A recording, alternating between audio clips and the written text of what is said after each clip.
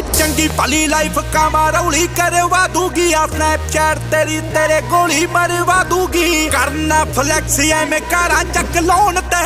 लोग की राय नी धमकी आजू फोन ते टाइम पास कर लै कोई घट दी ना टौर है तू खरगोश हुण चीतियां दा दौर है सिर जेड़े चकदे आ उन्हां उत्ते दाब है कैमरे च गोली रख मौल खराब है झूठ दे बयान आजो मैकां उत्ते आउंदे ने रले मेरे दोष खल नैकां उत्ते आउंदे ने एवें कितों झोटे आसमानों राई दी देखदा काका जमदूत हुण बाइकां उत्ते आउंदे